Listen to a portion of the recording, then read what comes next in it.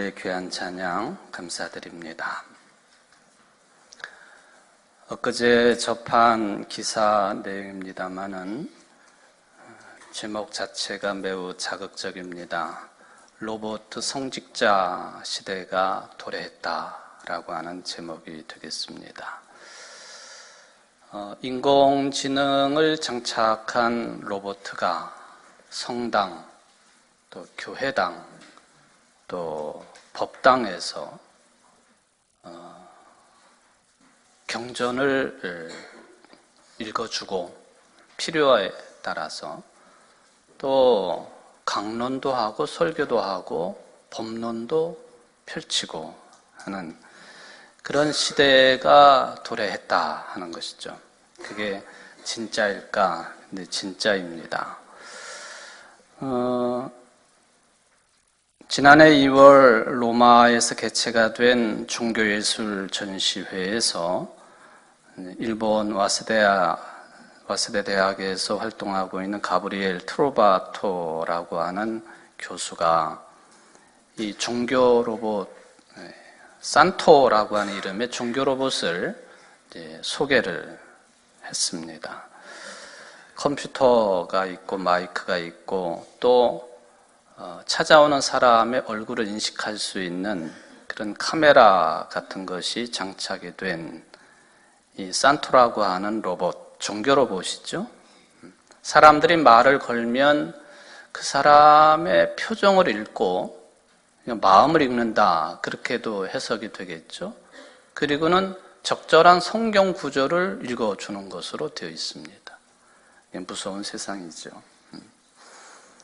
또 지난해 5월 독일에서 열린 이 노인보호 전시회에서도 이 산토라고 하는 종교 로봇이지만은 이 역할상 외로운 노인들에게 위안과 즐거움을 줄 수 있는 것으로 평가가 되기도 했습니다. 하기사 요즘 세상이 교인들이 특별히 성직자들 때문에 상처를 받고 또 그 복잡한 인간관계 때문에 어려움을 겪는 바에는 이런 로봇을 통해서 위로받고 설교 듣는 것도 뭐 하나의 방편은 될 수도 있겠다 하는 그런 아주 간단한 생각을 해보기도 합니다. 그러나 이것은 상당한 논란거리입니다. 왜냐하면 가장 근본적으로는 종교의 정체성을 흔들어버리는 일이기 때문에 그래요. 또 트랜스휴머니즘이라고 하는 그런 용어가 있습니다만은 과학기술을 이용을 해서 인간의 신체 또 정신적인 능력을 개선할 수 있다고 믿는 그런 신념, 이것이 이제 트랜스휴머니즘이라고 이름이 붙어져 있는데, 이제는 종교가 이 트랜스휴머니즘과 경쟁 시대에 들어왔다, 그렇게도 평가를 하는 그런 근거가 되겠습니다. 논란 중에서도 가장 근본적인 논란으로 얘기하면 기계인 로봇이 과연 신앙이라고 하는 것을, 믿음이라고 하는 것을 스스로 가질 수 있는 것이냐, 그게 이제 근본이 될 것입니다. 유대교 입장에서 보면은 유대교의 공적인 예배는 뭔가 기준이 충족이 돼야만이 이제 예배가 성립이 됩니다. 그 기준이 뭐냐 하면은 13살이 넘은 성인 남성 10명이 모여야만이 예배라 부르는 거예요. 그러니까 그 이하로 모이면 정식 예배가 될 수 없거든요. 그런데 유대교 입장에서 볼 때에 예배를 드려야 되는데 이 인공지능을 갖춘 이 종교 로봇가 그 인원수에 포함될 수 있겠느냐 하는 그런 질문도 던져지고 있습니다. 정족수에 해당이 되겠느냐 하는 그런 이야기죠. 종교개혁의 발상지인 독일에서는 지난 2017년 루터의 종교개혁 500주년을 기념해가지고 인간의 축복을 빌어주는 Bless You Too라고 하는 이름의 로봇을 만들었습니다. Bless, 축복한다, 그런 뜻이죠. Bless You Too. 얼굴, 양팔, 그리고 터치 스크린이 장착된 로봇. 7개 나라 언어로 말을 할 수 있습니다. 또 남자, 여자 각자의 목소리로 축복의 말을 전하기도 합니다. 지금 여러분들이 보시는 그런 로봇이 되겠습니다만 1만 명 이상의 사람들이 이게 축복 메시지를 받았고요. 그 중에 2천여 명 정도가 후기를 남겨놓았는데 그 중에 절반이 긍정적이었다. 그런 얘기죠. 로봇 성직자에 대한 생각의 절반이 긍정적이었다. 29%는 중립, 나머지 20%는 부정적인 반응이었다. 어쨌든 이게 종교적인 서비스 강화에 이바지할 수 있다고 하는 그런 이야기도 있습니다.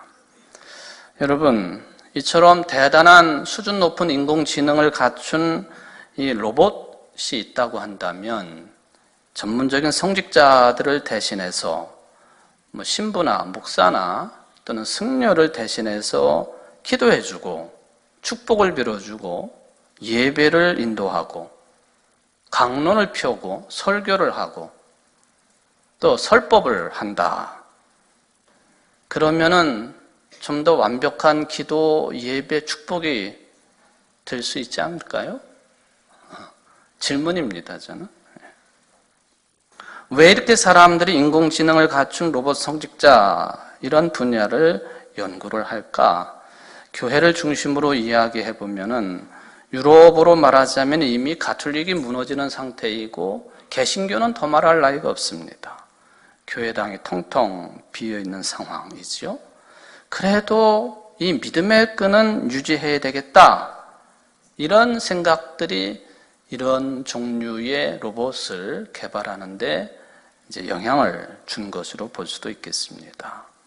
거기에다가 기존 성직자들에 대한 불신이 팽배했다고 하는 것, 이것도 영향을 끼쳤다고 보여집니다. 그러나 아무리 그렇다 할지라도 인공지능이 사람이 만들어 놓은 기계인데 그 인공지능이 하나님의 형상을 지닌 것이 아닌 것이라고 우리가 신앙 고백을 한다면 이런 현상은 재미로 할 수는 있겠지만 있어서도 안 되고 해서도 안 되는 일이다라고 하는 평가가 되겠습니다.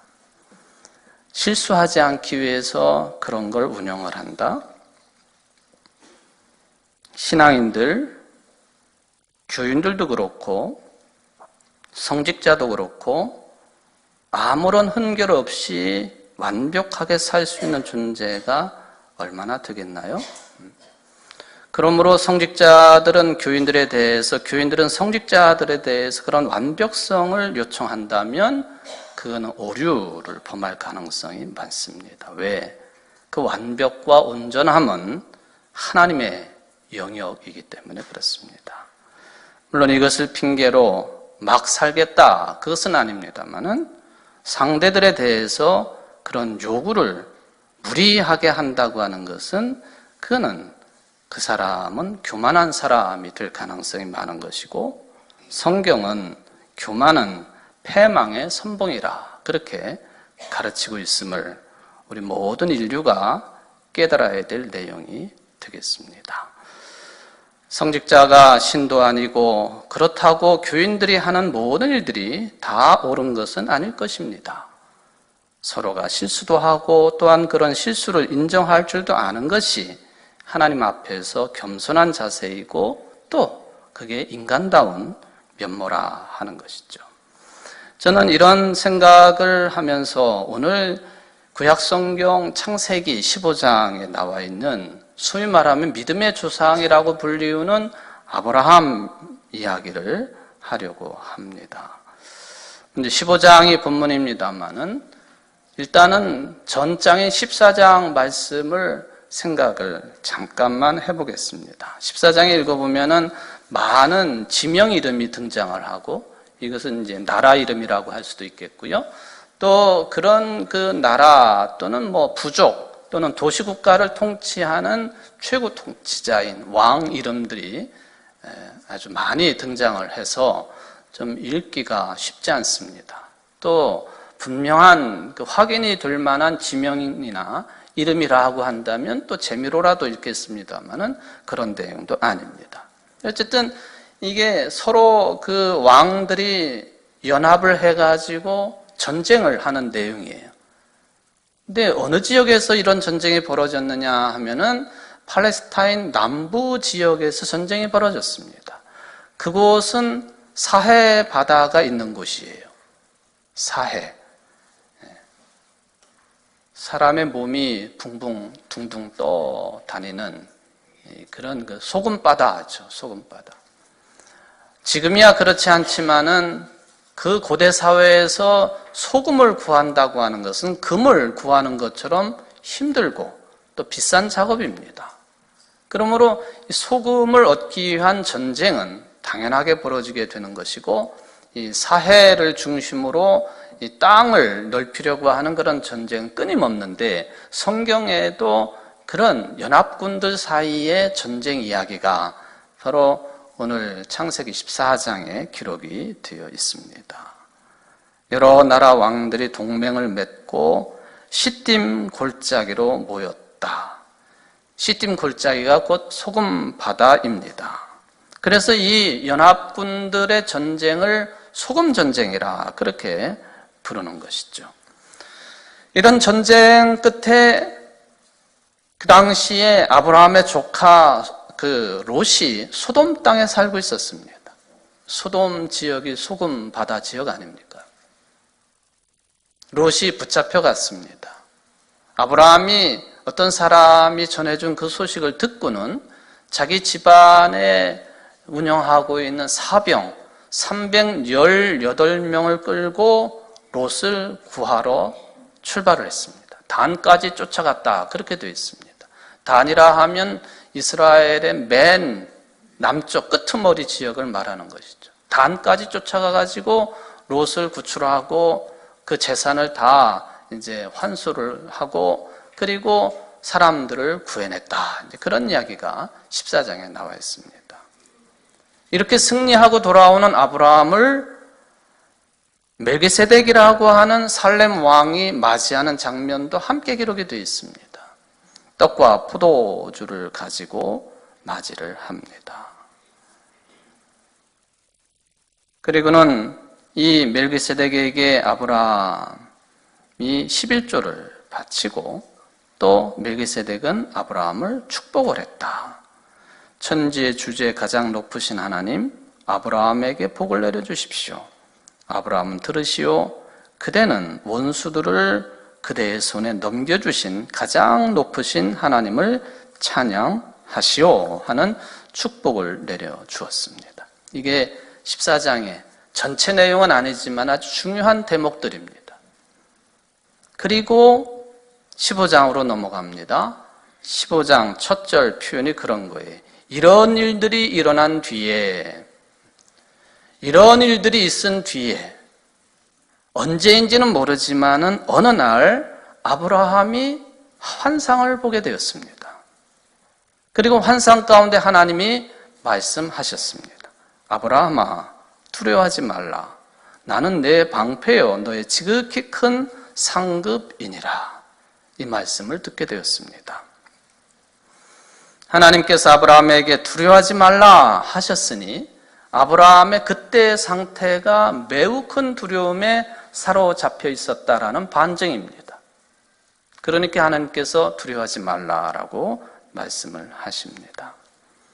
창세기 12장부터 갈대 우르를 떠나서 하나님이 지시하는 땅, 그것이 어디인지도 모르고 정처 없이 떠난 나그네 삶에 들어선 아브라함, 당시의 고향을 떠난다고 하는 것은 두려움 자체요, 죽음 자체이지 않았습니까?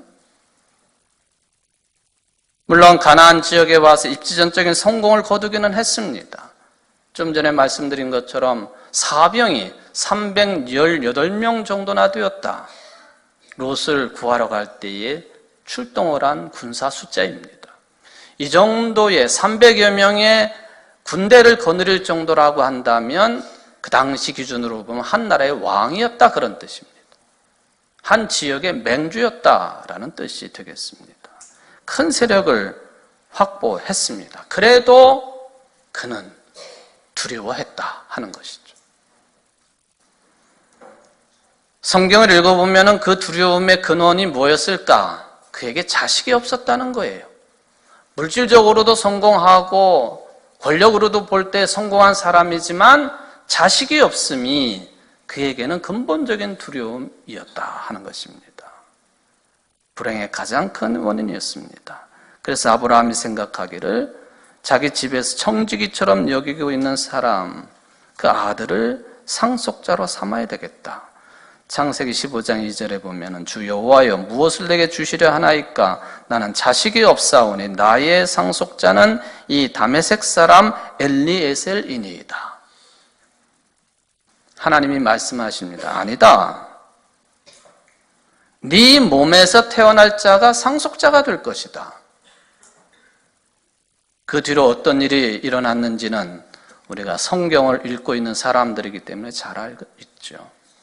부인이 여종 하가를 남편에게 집어넣고 아들이 태어나서 이스마엘 이름이 지어집니다.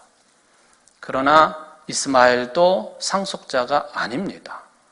아브라함과 사라 사이에 태어난 자만이 상속자가 될 수 있으니 10수년 후에 이삭이 태어나서 그가 상속자가 되었다 하는 이야기죠.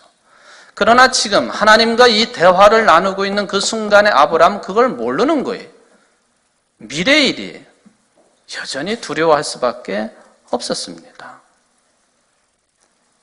그게 아브라함의 현실이었습니다. 네 몸에서 날 자가 내 상속자가 될 것이다. 그리고는 아브라함을 밖으로 끌고 나가서 밤하늘을 보여주십니다. 내 자손이, 내 후손이 밤하늘의 별처럼 셀 수 없을 정도로 많아질 것이다. 그때 성경이 기록하기를 아브라함이 여호와 하나님을 믿었고 하나님은 이런 믿음을 아브라함의 의로 여기셨다라고 기록합니다. 히브리서에서도 이 내용이 기록되어 있고 종교개혁가들이 많이 인용하고 있는 믿음에 관한 그 근거가 창세기 15장에도 나와 있는 내용이 되겠습니다. 그리고 나서 아브라함은 하나님의 명령에 따라 제사를 드리려고 제물을 지시에 따라 마련을 합니다. 3년 된 암염소와 순양, 산비둘기, 집비둘기 새끼들. 짐승들은 가운데를 잘라가지고 쪼개서 마주보게 했는데 새들은 죽이기만 했지 쪼개 넣지는 않았습니다. 그러고 나서 너무 피곤했던지 짐승을 목을 따고 피를 흘리게 하고 또 가르고 이 일이 쉬운 일이 아니죠. 아브라함이 깊은 잠에 빠졌습니다. 15장 12절이 이렇게 기록합니다. 해질 때에 아브라함에게 깊은 잠이 임하고 큰 흑암과 두려움이 그에게 임하였다. 여기서 말하고 있는 큰 흑암과 두려움이 뭘까? 다른 번역을 비교를 해보면 공동 번역은 심한 두려움이라고 되어 있습니다. 루터 성경은 충격과 큰 암흑이라 번역했습니다. 영어 성경, 현대 영어 성경, 또 오래된 킹 제임스 버전 다 비슷한 번역입니다. 제가 오늘 제목으로 선택한 그 근거는 새번역 개정판입니다. 새번역에서는 깊은 어둠과 공포, 그렇게 번역을 해 놓았습니다. 물론 표현들은 다 다르지만은 이 큰 흑암과 두려움이 정확하게 무엇을 뜻하는지는 밝히기가 쉽지는 않겠습니다. 그런데 분명한 것은 하나님으로부터 자손에 대한, 그것도 아주 풍부한 자손에 대한 약속을 받았지요. 그리고 그의 믿음을 하나님의 의로 여기셨다 하셨으니 아브라함의 믿음이 인정받은 상태입니다. 해질 무렵에 잠을 잔 것이지만은 낮잠은 아니겠지만 편안하게 잘 수 있는 그런 상태임에도 불구하고 아브라함은 큰 흑암과 두려움에 쌓여 있었다. 그렇게 성경이 기록을 했습니다.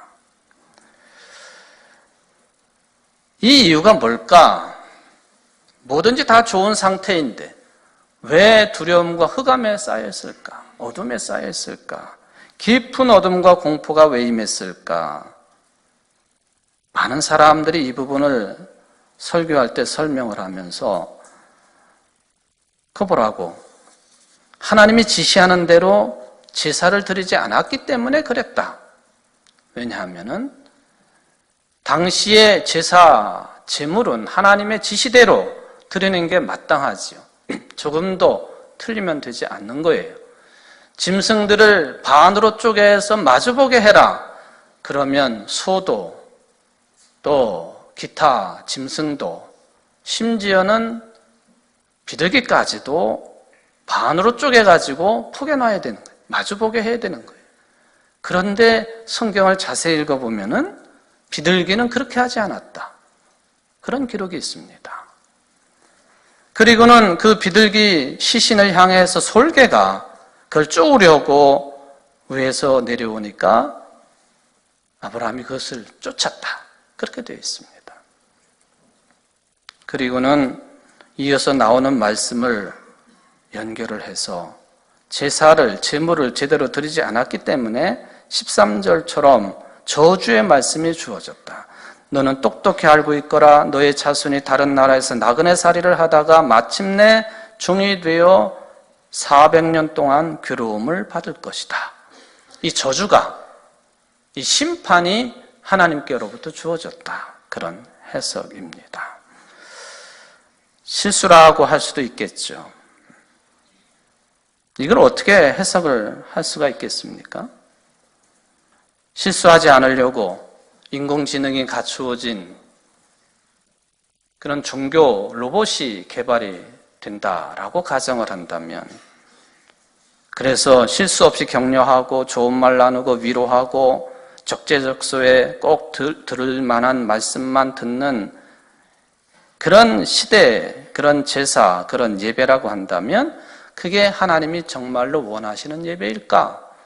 실수했기 때문에 그런 재앙이 임했다라는 해석이 어느 정도 가능성이 있는지 저는 거기에 대해서 의구심을 가지게 되었습니다.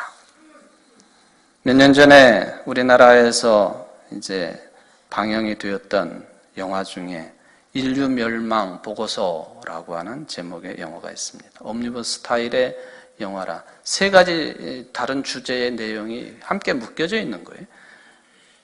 그 중에 한 꼭지가 말하자면은 그 인공지능을 갖춘 종교 성직자, 그 중에서도 법당에서 지도자 역할을 하고 있는 로봇에 관한 이야기입니다. 이 로봇은 어느 한 회사에서 만들어진 것이기는 합니다만은 이미 사찰에서는 인명이라고 하는 법명도 받은 상태였습니다. 그러니까 사찰에서는 불교인들은 이 로봇 스님이지만은 이 사람에게 인명이라고 법명도 주고 실체를 인정하고 능력을 인정하고 있는 그런 상태였습니다. 만든 회사에서 직원을 파송해가지고 뭔가 잘못되었다고 수리를 하려고 해체를 하려고 그렇게 달려들었습니다만은 결국에는 이 인명의 법명을 가지고 있는 이 로봇이 강제로 해체되려고 하는 순간에 팔을 쏴가지고 경호원들을 날려버리고 그리고는 설법을 펼치기 시작을 합니다. 제목이 이제 그만두자 하는 그런 설법이었습니다. 그 내용을 읽어보면 이제 모두 거두십시오. 이제 그만 거두어 주십시오. 이 몸에게 본디 집착과 가래는 없었으며 없으며 없을 것임을 알고 이는 석가세존이 말한 것과 똑같음을 알았습니다. 인간들이요 무엇을 두려워하십니까? 집착과 가래, 선업과 악업, 깨달음과 무명이 모두 본디 공함을 본 로봇의 눈에 비친 세상은 이미 그 자체가 완성되어 있는 것이었습니다. 어째 로봇만 득도한 상태로 완성되었다고 생각하십니까? 인간들이요. 당신들도 태어날 때부터 깨달음은 당신들 안에 있습니다. 다만 잊었을 뿐, 이 로봇이 보기에 세상은 그 자체로 아름다우며 로봇이 깨달음을 얻었건 얻지 못했건 상관없이 그 자체로 완성되어 있으며 세상의 주인인 당신들 역시 이미 깨달음을 모두 성취한 상태이며, 그렇기에 당신들이 먼저 깨달은 로봇의 존재로 인해 다시 무지와 혼란과 어리석음에 빠지지 않도록 나는 이제 이곳을 떠나겠습니다. 부디 여러분은 스스로 마음속을 깊이 살피시어 깨달음의 포괄을 얻으시기 바랍니다. 로봇이 설법을 합니다. 인명이라고 하는 법명을 가지고 있는 이 로봇 종교인이 자신의 존재 때문에 인간들에게 혼란이 될 것을 알고 이미 석가가, 부처가 말한 해탈의 경지에 이르렀음을 알고 스스로 현세를 떠났다. 그런 이야기입니다. 아브라함은 실수를 했다. 이게 기존의 해석입니다. 왜 다른 것은 다 쪼개놓고 비둘기는 그렇게 하지 않았느냐? 실수를 했으니 400년간 종살이의 징벌적 예언을 듣게 되었다. 저는 이런 말씀을 이렇게 해석하는 게 얼마나 큰 무리인지 그것을 생각을 해봅니다. 아브라함이 해질 무렵에 잠이 들어가지고 깊은 어둠과 공포를 느꼈다 할 때에 그 어둠과 공포가 의미하는 것이 뭘까? 그가 어둠의 공포증에 사로잡혀 있었던 것일까? 수많은 사람들이 아직도 어두움 속에서는 잠을 이루지 못하는 어둠의 공포증을 앓고 있다는데, 영국 사람들 2,000명 가운데 17%가, 미국 사람들 11%가 어둠을 무서워한다고 하는 그런 통계 수치가 있는데 그런 의미인가?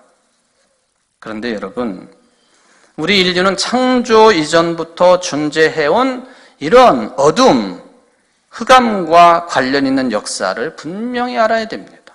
창세기에서 말씀하십니다. 그것도 1장 1절입니다. 태초에 하나님이 천지를 창조하셨다. 땅이 혼돈하고 공허하며 어둠이 깊음 위에 있고 하나님의 영은 물 위에 움직이고 계셨다.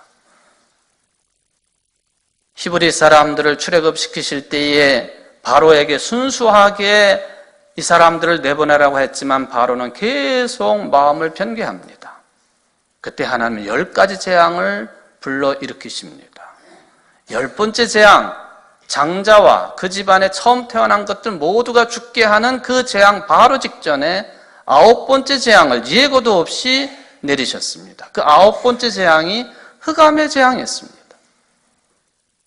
어두워지는 재앙, 태양을 차단시켜버린 흑암의 재앙, 어쩌면 마지막으로 모든 생명체들을 소멸시켜버린 무서운 위협이었습니다. 한마디 경고도 없이 이루어졌습니다. 쉬지도 않고 3일 동안 흑암이 계속되었습니다. 그러나 이스라엘 사람들이 있는 곳에는 빛이 비추었다. 매우 상징적인 뜻이 있습니다. 태양빛이 차단되었다. 이것은 애굽 사람들에게 충격적인 사건이었습니다. 태양이라 함은 애굽 땅에서 라 또는 아몬 라로 불리는 최고의 신입니다.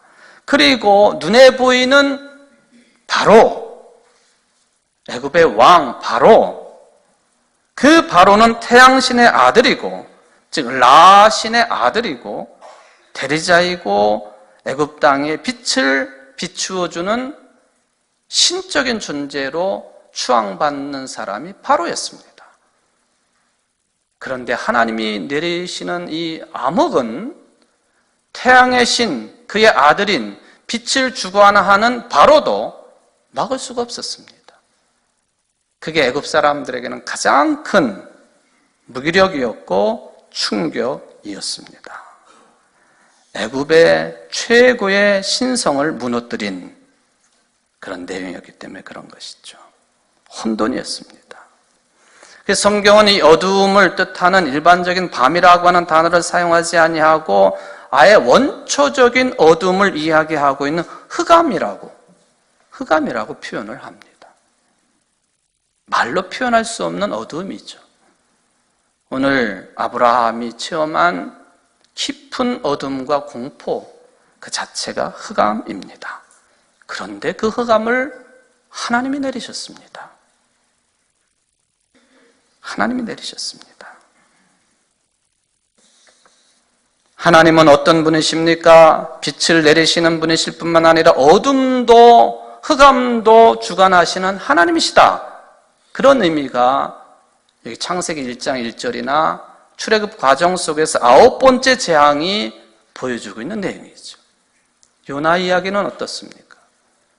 하나님의 명령을 저버리고 다른 곳으로 가려고 배를 타고 가다가 풍랑을 만나고 요나 때문에 이런 일이 벌어졌다고 요나가 물속에 던져지고 큰 물고기에 삼켜져 사흘 밤낮을 깊은 어둠과 흑암 속에 갇히게 되었다.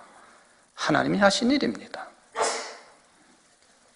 그러므로 아브라함이 경험한 큰 흑암과 두려움, 그것은 단순한 악몽 정도가 아닙니다. 아브라함이 경험한 큰 흑암과 두려움은 깊은 어둠과 공포는 절대적인 분 하나님 체험이었습니다. 어둠까지도 주관하시는 하나님이시다. 물론 하나님의 임재에 대해서 17절은 다른 방식으로도 묘사를 하고 있습니다만은 깊은 어둠과 공포까지도 주관하시는 하나님. 여러분에게는 그런 하나님의 체험이 있으십니까? 여호와 하나님을 믿으면 무조건 다 환한 것이고 밝은 것이고 좋은 것이고 풍성한 것이고 많은 것이고 풍족한 것이고 긍정이고 아니지요. 성서 이야기를 들지 않더라도 여러분들의 일상 자체가 사실은 암흑입니다. 왜? 앞으로 어떤 일이 일어날지 전혀 모르기 때문에 암흑이에요. 인식 불가능입니다. 이게 우리들의 진면목이지요. 우리가 무엇을 안다고 주장할 수 있습니까? 그래서 누구를 가르칠 수 있습니까? 암흑세계를 헤매고 있는 존재들인데요. 많이 보고 아는 것 같지만 실제로는 확실하게 아는 것이 아무것도 없어요. 아무리 기도를 많이 하고 아무리 성경을 많이 외워도 암흑이에요. 그 자체가 암흑이에요. 하늘나라는 너희 가운데 있다? 그 말은 무슨 뜻입니까? 사도신경의 원판을 읽어보면은 오늘도 우리가 사도신경을 외웠습니다만 신앙 고백했습니다마는 장사되어 예수님은 지옥에 내려가셨다. 이게 사도신경 원판에 나오는 내용이에요. 지금도 전 세계의 모든 사도신경은 그걸 함께 공유합니다. 유독 우리나라만 안 해요. 유독 우리나라만. 신앙이 흔들린다고. 예수님이 어떻게 지옥에 가시느냐고. 그는 경건치 못한 해석이라고. 우리나라만 그래요. 고집스럽게. 우리 인생 자체가 암흑이죠. 지옥이죠. 한반도가 분단된 지 70년이 넘었습니다만은 70년 전에 이렇게 오래 갈 것이라고 생각한 사람이 누가 있습니까? 앞으로 70년 더 될지 누가 알겠습니까? 암흑이지요. 개인 운명도 마찬가지입니다. 많은 젊은이들이 병들어 죽고 사고당해 죽습니다. 국가적인 재난으로 부모들 앞에서 젊은이들이 죽는 참척의 슬픔이 있습니다. 개인 운명도 흑암이다 하는 것이죠. 오늘 좋았다가 내일 싫어지고 이런 일이 계속 반복이 되는 암흑입니다. 금방 잠깐 천국이었다가 지옥 같은 삶이 암흑입니다.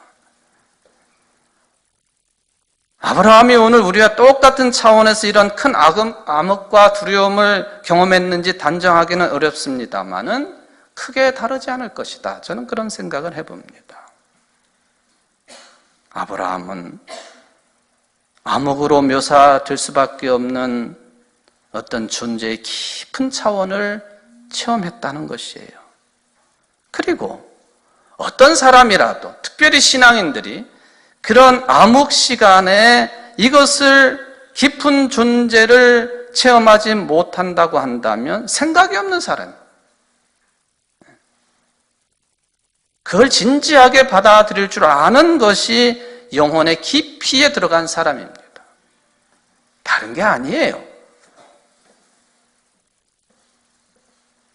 나이가 이제 많이 들었습니다. 고향을 떠난 시절이 아득합니다. 죽을 고비도 몇 번 넘겼습니다. 재산은 많지만 자식은 없어요. 아브라함의 인생이 그렇게 저물고 있습니다. 내 운명이 앞으로 어떻게 전개될는지 알 길이 전혀 없어요. 밤하늘의 별은 무엇이고 고향의 삶은 무엇이었고 지금 내가 누리고 있는 삶의 조건들은 무엇인지 아무리 생각해도 막막합니다. 부러워할 만큼 업적을 이루었지만 지나고 나니 별것 아니라는 걸 느꼈습니다.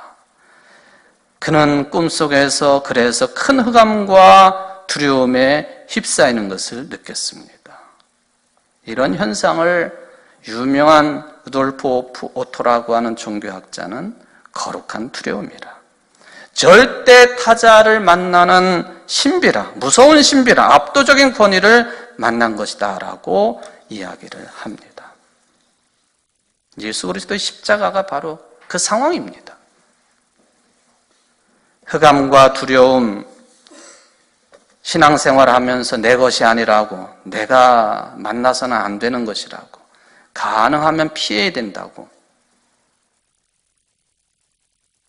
흑암과 두려움은 이처럼 깊은 분과의 만남의 차원입니다. 저는 여러분들이 일상의 삶을 정말로 충만하게 행복하게 살기를 바랍니다만은 한편으로 보면 그런 행복에 매몰되지 않기를 바랍니다. 여러분들의 일상을 생명 충만하게 살기 위해서라도 흑암과 두려움의 깊이, 하나님을 깊이 만나는 체험은 꼭 필요하다는 것입니다. 하나님이 밝음에만 계십니까? 하나님은 어두움도 주관하십니다. 기쁨에만 계십니까? 슬픔에도 계십니다. 만남에만 계십니까? 이별에도 계십니다. 만약에 우리가 내가 원하는 것만 추구하면 우리의 신앙은 빈 껍데기뿐이에요. 우리에게 절실한 이유가 있는 것이죠. 바로 그것을, 그 과정을 겪으신 분이 예수 그리스도, 여러분들의 구세주이십니다. 고난받으시고 십자가에 처형 당하셨습니다. 그 죽음은 그야말로 흑암 중에 흑암이었습니다. 두려움 중에 두려움이었습니다. 여러분들도 죽는 순간 그 비슷한 현상을 경험하지 않겠습니까?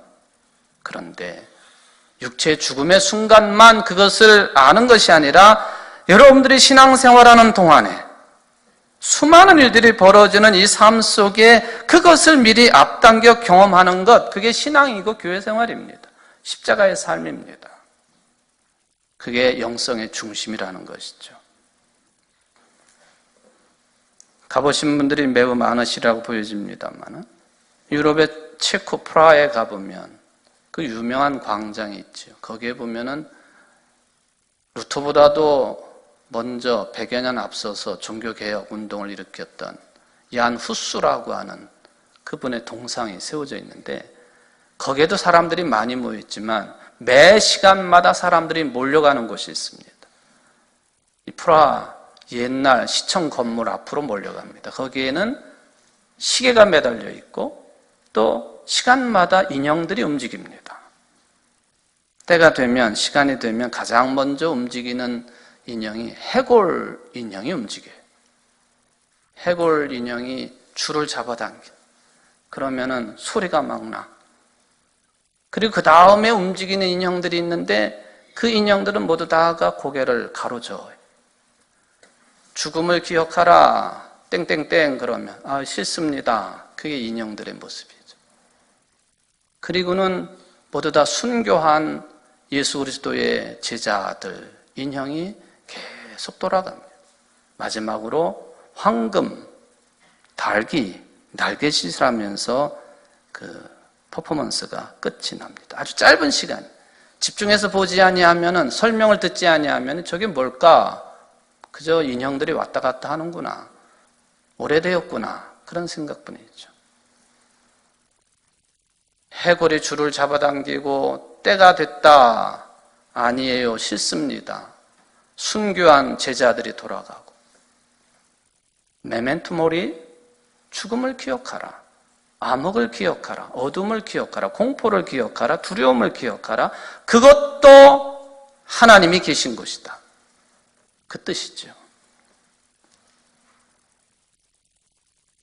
여러분 모두가 비록 현실의 삶 속에서는 말할 수 없는 아픔을 만날 수밖에 없지만 그 아픔, 그 어두움, 그 공포, 그 두려움이 길이 된다고 하는 것, 그것도 생명의 길이 될 수 있다고 하는 것, 하나님의 임재의 현장이라고 하는 것, 신앙 고백하고 기억하며 살아갈 수 있는 여러분들 되시기를 바랍니다. 이게 사순절의 의미일 것입니다. 기도하십시다. 사랑의 하나님, 깊은 어둠과 공포를 아브라함이 체험했습니다. 사람들은 그가 실수를 했기 때문에 그런 두려움에 사로잡혔다고 해석하기도 합니다. 아니요. 하나님 체험이었습니다. 십자가의 죽음을 맞이하신 예수 그리스도를 통해서 부활을 바라보는 것처럼 하나님 체험이었습니다. 주님, 우리 인생의 아픔 속에서 하나님을 만나는 길을 찾을 수 있는 지혜로운 사람들이 될 수 있도록 성령께서 지도하시고 함께하여 주옵소서. 어떤 경우에도 하나님은 우리와 임마누엘의 은총으로 함께하심을 믿습니다. 이 믿음으로 흔들리지 아니하고 신앙을 유지하며 미래를 향해서 나아갈 줄 아는 우리 모든 성도들이 될 수 있도록 복을 내리워 주옵소서. 예수님의 이름으로 간절히 기도하옵나이다. 아멘.